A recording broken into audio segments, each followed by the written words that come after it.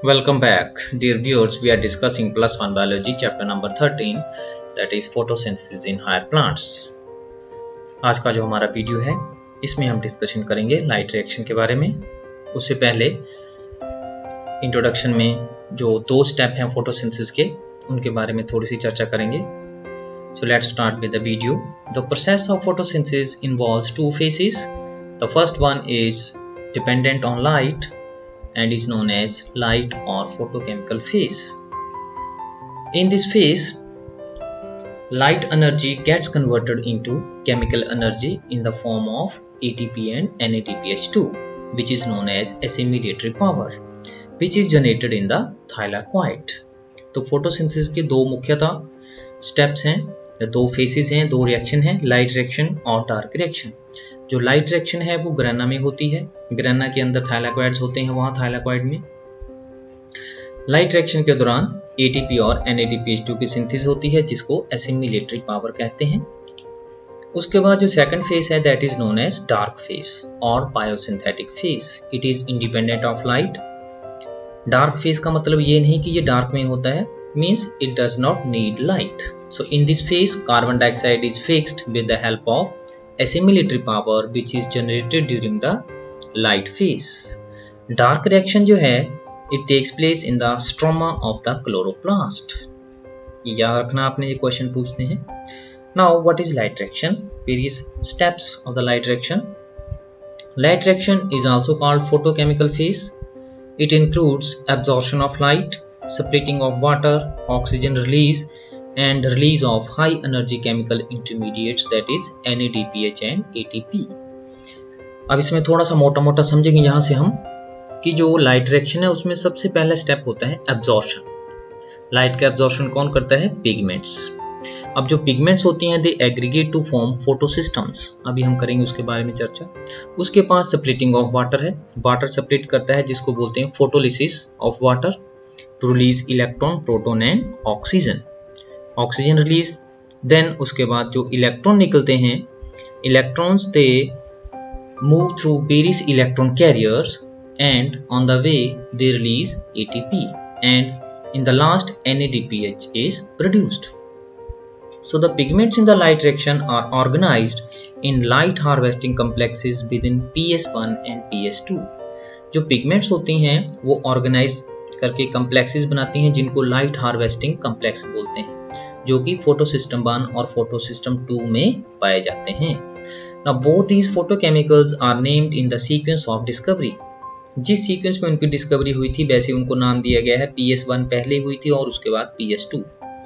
Light harvesting complex is formed from hundreds of pigment molecules bound to proteins except chlorophyll A, forming a light harvest system called antenna.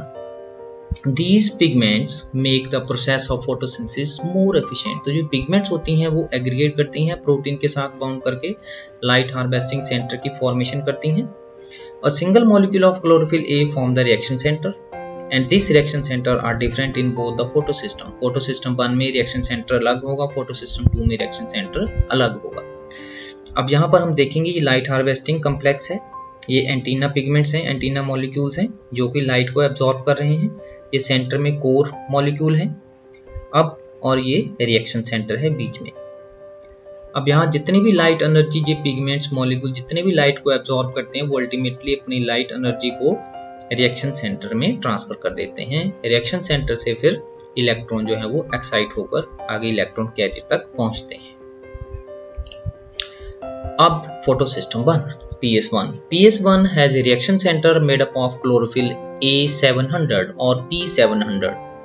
तो ये क्या है P700? It is a special chlorophyll A molecule that absorbs visible light near 700 nanometer wavelength। इसके जो antenna complexes होते हैं उसमें chlorophyll A के 90 मॉलिक्यूल और कैरोटीन के 12 to 15 मॉलिक्यूल्स पाए जाते हैं। Light harvesting complex of PS1 is known as LSC1.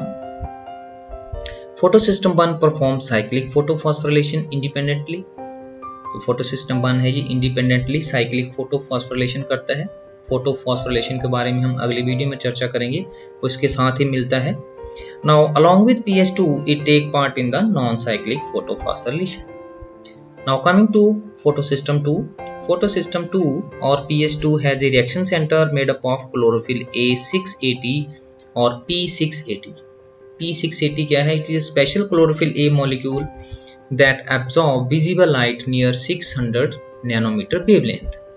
Its antenna complex contains 20 to 30 chlorophyll A molecule, a few beta carotene and lutein molecules. It also contains oxygen evolving complex. जो PS2 है इसमें oxygen evolving complex होता है जिसमें photolysis of water होती है। Photolysis के दौरान ऑक्सीजन निकलती है, इलेक्ट्रॉन और proton. The light harvesting complex of PS2 is called as LHC2. Photosystem 2 performs photolysis of water and non cyclic photophosphorylation. Now coming to the mechanism of light reaction. Light reaction किस प्रकार से होती है? जैसे हमने अभी शुरू में देखा था, इसके जो स्टेप्स हैं, तो पहला स्टेप है एब्जॉर्प्शन ऑफ लाइट. अभी हमने देखा कि जो पिगमेंट्स होती हैं, जितने पिगमेंट मॉलिक्यूल हैं साथ में प्रोटीन के साथ एग्रीगेट करके दे फॉर्म पिगमेंट सिस्टम. ये पिगमेंट सिस्टम फोटो सिस्टम 2 है और ये फोटो सिस्टम 1 है. अब ये जो दोनों फोटो सिस्टम हैं ये लाइट एनर्जी को एब्जॉर्ब करते हैं. इसके जितने भी डिफरेंट मॉलिक्यूल हैं पिगमेंट्स के, they transfer their energy to the reaction centre.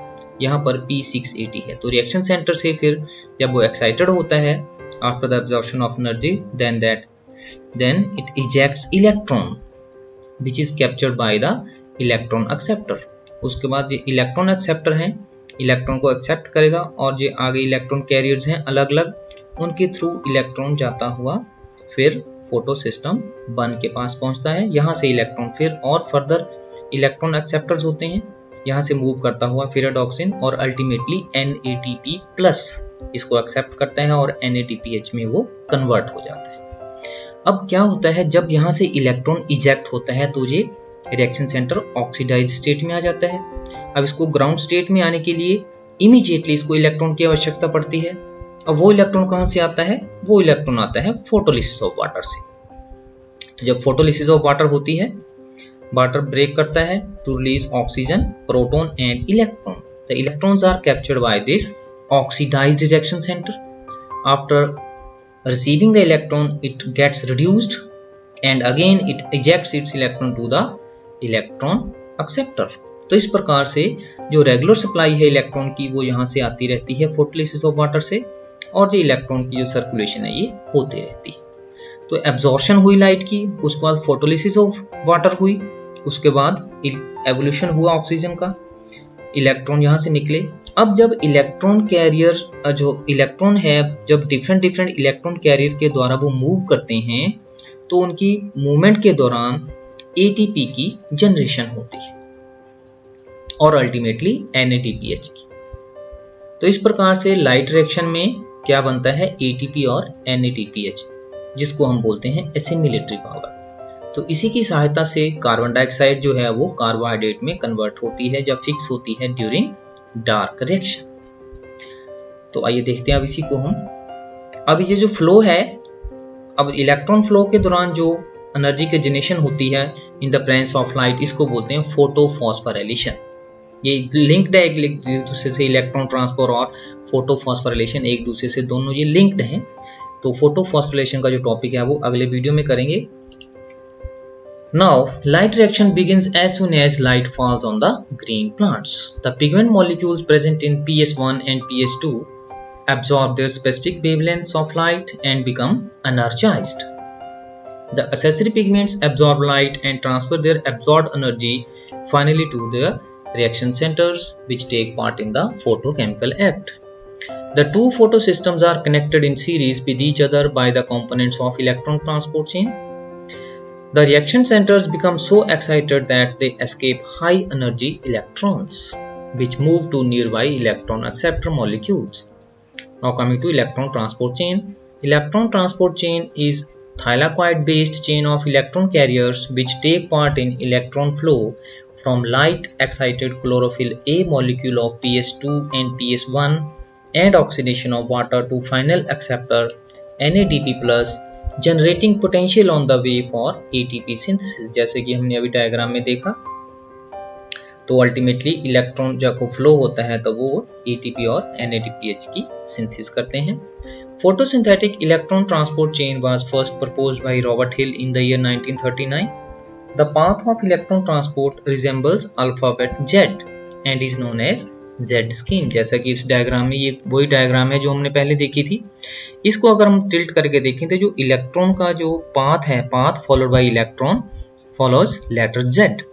तो इस प्रकार से लेटर जेड की तरह जो अपीयर होता है, that's why it is known as Z scheme. The electrons move through two pathways. अब जो इलेक्ट्रॉन है वो दो पाथवे में मूव करते हैं, नॉन साइक्लिक और साइक्लिक। नॉन साइक्लिक में क्या होता है कि इलेक्ट्रॉन यहाँ से चलता है और वापस जहां पर नहीं आता, यहाँ से चलेगा और अल्टीमेटली यहाँ पहुंच जाएगा। साइक्लिक का मतलब कि यहाँ से वो चलता है वहीं वापस आ जाता है। नॉन साइक्लिक में फोटो सिस्टम 2 और फोटो सिस्टम 1 दोनों हिस्सा लेते हैं। जो साइक्लिक फोटोफॉस्फोरिलेशन है, it is carried over independently by photo system 1। तो इलेक्ट्रॉन यहाँ से चलता है और वापस फिर after moving through different electron carriers it come back to photo system 1। तो यहां से चलता है यहीं पे वापस आ जाता है, इसलिए cyclic. Electron transport chain normally produces both ATP and NADPH. It occurs during non-cyclic photophosphorilation, while cyclic photophosphorilation produces only ATP.